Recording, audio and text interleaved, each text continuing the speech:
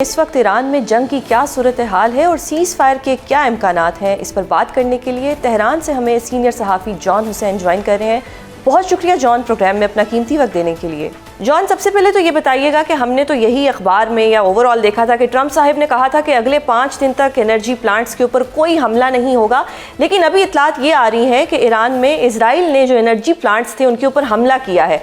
आप बताइए क्या हो रहा है? जी, thank you Suzanne for having me. Energy plants पर डायरेक्टली हमला नहीं किया। जो गैस बिल्डिंग अथॉरिटी है और एक गैस स्टेशन है जिसके अंदर से पाइपलाइन भी कहा जाता है कि जाती है, उसके ऊपर हमला किया गया है और उसके रद्द अमल में ईरान ने जो है वो जवाबी कार्रवाई भी जो की। रात को आपको नजर आ गया होगा कुवैत के अंदर, यूएई के अंदर, सऊदी अरब के अंदर किस तरीके की कार्रवाई है और साथ ही साथ शदीद हमले इसराइल के अंदर। लोग अंडर एस्टिमेट करते हैं कि शायद इसराइल के ऊपर अटैक नहीं हो रहा, शदीद हमले इसराइल के तमाम south, central, north, east, west तमाम जगहों पे जो ऑक्यूपाइड टेरिटरीज हैं उनके ऊपर हमले किए गए हैं। तो ट्रंप साहब जो बात की उन्होंने 2 घंटे स्टॉक एक्सचेंज खुलने से 2 घंटे पहले जो उन्होंने स्टेटमेंट दिया, उसका मकसद सिर्फ और सिर्फ ये था कि ऑयल प्राइसेस जो है उनको कम किया जाए। लेकिन ये एक हद तक ही ये काम कर सकते हैं। ये अपनी ख्याली दुनिया में जितनी भी चीज़ें कर रहे हैं, इनके ख्याल में कल को जो है वो डील भी, मुझे लग रहा है कि ये ख्वाब में डील भी करके आ जाएंगे और ये कहेंगे कि मैंने डील कर ली, अब मैं ईरान से निकल रहा हूँ वापस। लेकिन ऑन ग्राउंड रियलिटीज ये है कि अभी भी मिसाइलें दागी जा रही हैं इसराइल के ऊपर इस वक्त जब मैं आपसे बात कर रहा हूँ। सो ये क्या रीज़न आपको लगता है कि ये ड्यूल फेस क्यों है? मतलब ट्रंप साहब तो बड़े ऑथेंटिक इंसान बनते हैं। अगर उन्होंने कहा था कि जी अब हम कोई हमला नहीं करेंगे या 5 दिन के लिए तो कुछ नहीं होगा खास तौर पे, तो फिर अचानक से क्या हो जाता है इनको? देखें, एक डिफेंस मैकेनिज्म है जिसको कहते हैं प्रोजेक्शन। डोनाल्ड ट्रंप की पर्सनालिटी अगर एनालाइज करें, अगर कोई साइकोलॉजिस्ट बैठ के एनालाइज करे तो उसको नजर आएगा कि बार बार जो डोनाल्ड ट्रंप कहता है कि मुझसे ईरान बात करना चाहता है, मुझसे ईरान बात करना चाहता है, मैंने डील बहुत अच्छी, मैंने बातचीत कर ली है, तो ये सारी वो ख्वाहिशें हैं जो वो इजहार करते हैं अपने स्टेटमेंट्स के थ्रू। उनको कभी कभार तो खुद भी नहीं पता होता कि वो क्या बात कर रहे हैं। तो एक साथ में बहुत सारे स्टेटमेंट्स। तो इसका मतलब है ईरान का ट्रस्ट इशू तो होगा। जी एब्सोल्युटली, ईरान का ट्रस्ट इशू तो जाहिर है। तीन दफा नेगोशिएशंस, एक दफा आपने जीसीपीओ एग्रीमेंट को जो है वो फेंक दिया, दूसरी 2 दफा आपने नेगोशिएट करके जंग कर ली और तीसरी दफा में तो आपने आयतुल्लाह खामनाई को शहीद किया है। बहुत बड़ी बात है। तो ईरान ने, जैसे कि अभी सिचुएशन नजर आ रही है, एक कतरा भी, 1 मिलीलीटर भी जो है वो बूंद अमेरिका को पास नहीं करवाने दिया, अमेरिका या उसके एलाइज को, और ईरान जो है ड्राइविंग सीट पर बैठा हुआ है सारी चीज़ों के अंदर। अच्छा, एक और चीज़ बताइएगा, सीज़ फायर की बात हो रही है, जंग रुकवाने की बात हो रही है, पाकिस्तान का भी नाम आ रहा है, इजिप्ट, टर्की का भी, कि जी सीज़ फायर के लिए सालसी का किरदार पाकिस्तान भी अदा कर सकता है। अब मुझे बताएं कि क्या ईरान ने किसी को नॉमिनेट किया है कि वो मुज़ाकरात करें, बैठे मुज़ाकरात की टेबल के ऊपर? जी सुजैन, ईरान ने इस वक्त शाहिद, गदर, इमाद, ये सारे ऑफिशियल्स हैं और कहा जा रहा है कि इन सारे ऑफिशियल्स को, खैबर शिकन को भी नॉमिनेट किया है और मुतअद्दिद जो है तफसीलात आ रही हैं कि अब शायद अनऑफिशियल सोर्सेज से कहा जा रहा है कि खुर्रमशहर 4 और सिजील भी इन मुज़ाकरात में शामिल होंगे। देखें, ये जो बातें ट्रंप कहता है कि बात हो रही है और जो खबरों से फैलाया जाता है, बिल्कुल पाकिस्तान कोशिश कर रहा है।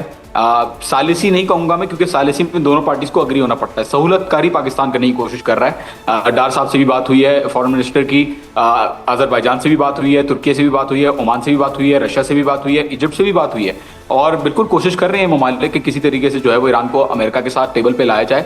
लेकिन पहले, जब जंग से पहले ये मुल्कों ने कोशिश की तो अमेरिका ने नहीं सुनी बात। तो कोई गारंटी, जब तक अमेरिका खाली नहीं करता बेसिस को, कोई गारंटी ईरान को समझ में नहीं आ रही कि बात करके फिर दोबारा 2-3 महीने बाद ये हमला ना करना शुरू हो जाए। क्योंकि ये जो अभी नजर आ रहा है जंग के अंदर, अगर बैकडोर पे बात हो भी रही होती तो जंग के अंदर कोई शिद्दत में कमी नजर आ रही होती, अटैक्स दोनों पार्टीज रोकती थी। भले वो माचोइज्म जो है वो पॉलिटिकल लेवल पे दिखा रहे होते हैं, लेकिन इनडायरेक्ट टॉक्स के अंदर भी नजर आता है कि दोनों पार्टीज कुछ प्रिंसिपल्स के ऊपर अग्री कर लेती हैं। उसके ऊपर भी सेटलमेंट ईरान ने नहीं किया और ईरान ने तो कहा है, जैसे कि जुल्फिकारी जो इनके स्पोक्स पर्सन है, उन्होंने जिस तरीके से कहा है कि ट्वीट्स पे जंग नहीं लड़ी जाती, ग्राउंड पे जंग लड़ी जाती है और ये आए तो बहुत, ये जब चाहें ये हमला नहीं करेंगे, जब चाहे हमला कर दिया, जब चाहे बंद कर दिया, ऐसे नहीं चलेगा। ईरान जो है वो कंटिन्यू रखेगा मारना, क्योंकि जाहिर है एक अब जो है वो बहुत हो गया ईरान के लिए कि उन्होंने सैंक्शंस भी बर्दाश्त की और जंगें भी बर्दाश्त की। तो अब ये बर्दाश्त बिल्कुल भी नहीं करेंगे। प्री कंडीशंस ईरान ने दे दी हैं, मुझे जो ऑफिशियल ने बताया, बोला प्री कंडीशंस दे दी हैं। अगर उन प्री कंडीशन को माना जाता है उसके बाद कुछ हो सकता है। कंफ्यूजन पता है कहाँ आ रहा है कि एक टाइम पे ट्रंप साहब फरमाते हैं कि जी अब हम 5 दिन के लिए रोक देंगे, जिससे यही इंप्रेशन मिलता है कि जी क्योंकि ईरान, डेफिनेटली ईरान इस वक्त एक पोजीशन में है लेकिन ऑन द अदर हैंड फिर शायद कोई मूड स्विंग उनको ऐसा आता है कि वो इजराइल से कहते हैं चलो जी अब हमला कर दो। तो ये कंफ्यूजन बहुत ज़्यादा आ रही है कि होना क्या है, ट्रंप साहब क्या चाहते हैं। यहाँ पे मैं एक और सवाल आपसे करना चाहूँगी कि इंटरनेशनल मीडिया ये क्लेम कर रहा है कि पाकिस्तान में शायद जो टॉक्स हैं वो हो सकती हैं। डू यू थिंक कि ऐसा पॉसिबल है कि पाकिस्तान होस्ट करेगा, मुज़ाकरात पे बिठा सकेगा पाकिस्तान जो है यूएसए को और ईरान को, ताकि वो बैठे, ताकि इशू सॉर्ट आउट हो ना, क्योंकि every time there is a new story. Pakistan ने बड़ा अच्छा किरदार जो है रखा है जंग के अंदर कि वो इन्वॉल्व नहीं हुआ अभी तक। ये बड़ी सऊदी अरब के साथ ये बड़ी अच्छी बात है। पाकिस्तान बड़े अच्छे तरीके से स्ट्रेटेजिकली इसको अपने मेंटेन कर रहा है डिप्लोमेसी को। बहरहाल मुझे नहीं लगता, कोशिश जरूर कर रहा है पाकिस्तान कि दोनों पार्टीज को बिठाया जाए, लेकिन मुझे नहीं लगता ये कोशिशें कामयाब होंगी सुजैन, क्योंकि ईरानी जो है इस वक्त बैठने के लिए बिल्कुल भी तैयार नहीं है। और जैसा कि मैंने पहले कहा, कोई गारंटी नहीं है कि आज बैठ जाए, जंग खत्म हो जाए और 3 महीने बाद दोबारा जंग ना कर लें इजराइल और अमेरिका। तो जब तक ये बेसिस खाली नहीं होंगे तब तक आई डोंट थिंक ईरान बैठेगा। अगर बहरहाल ये चीजें हो जाती हैं तो पाकिस्तान के थ्रू, वो भी डायरेक्टली नहीं, इनडायरेक्टली पाकिस्तान के थ्रू अगर कोई चीज़ होगी तो वो कन्वे शायद की जाए, या दूसरे मुल्कों की तरफ से, टर्की की तरफ से, ओमान की तरफ से कन्वे की जाए। लेकिन कोई भी चांस नहीं है, मुझे नहीं लगता। स्टेटमेंट्स भी आ गए हैं और अनऑफिशियली भी बोल दिया है कि कोई भी चांस नहीं है कि अमेरिका के साथ किसी भी तरीके के मुज़ाकरात होंगे until unless these preconditions are met. अच्छा, ये जो अब नए हर्मुज़ को बंद रखा है, जो इसकी स्ट्रेटजी है, ये कहा जा रहा है कि बड़ी कामयाब रही है और ईरान जो है इस स्ट्रेटजी पे अभी तक कायम है। डू यू थिंक कि ये स्ट्रेटजी आगे भी ऐसे ही चलती रहेगी? देखिए, आपने हर्मुज़ को ईरान ने बंद नहीं किया है, कंट्रोल किया हुआ है वेरी स्मार्टली। ईरान की तेल की एक्सपोर्ट्स हिस्ट्री में जितनी, जंग से पहले 1970s में जितना, उसके बाद भी जितना भी तेल बेचा, उससे ज़्यादा तेल अभी ईरान बेच रहा है डेली बेसिस पर। अगर कैलकुलेट करें तो उससे ज़्यादा तेल ईरान बेच रहा है इस वक्त। और स्ट्रेट ऑफ हर्मुज़ पे जहाँ तक कंट्रोल रखने की बात करें तो ईरान के पास ना सिर्फ मिसाइल्स और ड्रोन्स हैं, बल्कि मिसाइल्स और ड्रोन्स को हम लोग हटा देते हैं चलें। ईरान के पास फास्ट अटैक बोट्स हैं और कामिकाजी बोट्स हैं, वो जो सेंड कर सकते हैं टैंकर्स के ऊपर हिट करने के लिए, और वो डिस्ट्रॉय कर देते हैं टैंकर्स को। और हर टैंकर के साथ 2-2 डिस्ट्रॉयर तो अमेरिका नहीं भेज सकता। उन्होंने पहले भी मना कर दिया कि हमारी नेवी सपोर्ट नहीं कर सकती टैंकर्स को, पहली बात। दूसरी बात ये कि अगर लेट्स सपोज शिप्स खत्म करते हैं, सारी नेवी खत्म करते हैं, तो ईरान के पास जो मिनी सबमरीन्स हैं, मिनी सबमरीन्स इतनी मैन्यूवरेबल हैं कि स्ट्रेट ऑफ हॉर्मुज़ के अंदर वो बहुत अच्छी तरीके से, क्योंकि उनका अकूस्टिक सिग्नल भी कम है, वो बनी ही स्ट्रेट ऑफ हॉर्मुज़ के शैलो वाटर्स के लिए हैं। तो अमेरिका की जो न्यूक्लियर सबमरीन जो बड़े साइज की होती हैं वो यहाँ पे मनूवर नहीं कर पाती, और अकूस्टिक सिग्नल भी उनका ज़्यादा होता है, तो वो डिटेक्ट हो जाती हैं। तो इसका एडवांटेज ईरान के पास है सबमरीन्स का।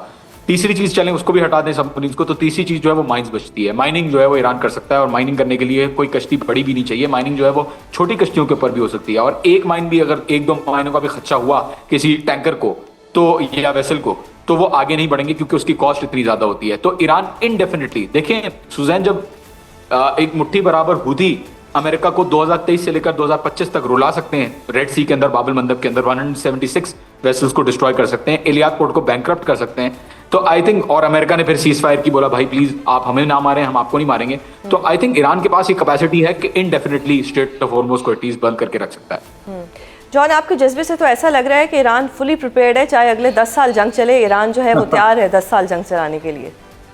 देखिए हम लोग को एज जर्नलिस्ट हम लोग को हक़ाइक़ बताने चाहिए, और बिल्कुल हक़ाइक़ बताने चाहिए, और लेकिन साथ साथ हम इंसान भी हैं। जज्बात अपनी जगह होते हैं, अलग रखते हैं जज्बात को। मैं जो बात करूंगा वो फैक्चुअली करूंगा, हक़ाइक़ के ऊपर, दलील के ऊपर बेस करने की कोशिश करूंगा, लेकिन इससे आई थिंक जज्बात से आई थिंक ताल्लुक नहीं है हक़ाइक़ का। एक इंसान जज्बाती होते हुए भी सही बात कर सकता है, एक इंसान हो सकता है सीधा मुंह रख के, फैक्चुअल फेस बना के, न्यूट्रल और बैलेंस बात करने के बावजूद, जैसे CNN और BBC करते हैं, वो आपको गलत खबर जो है वो अंडर द मैसेज, जो डायरेक्ट मैसेज होता है उसके बीच में, फाइन लाइंस के अंदर आपको गलत खबर दे सकते हैं। मेरा जज्बात बिल्कुल अपनी जगह, definitely I think Iran is winning, and I am, जो जिस तरीके का जुल्म और जबर हो रहा है मैं तो बिल्कुल सपोर्ट करता हूं, लेकिन इसका मतलब ये नहीं है कि हक़ाइक़ की रिपोर्टिंग के ऊपर कोई क्वेश्चन जो है वो उठेगा। बहुत शुक्रिया जॉन, बहुत शुक्रिया प्रोग्राम में अपना कीमती वक्त देने के लिए।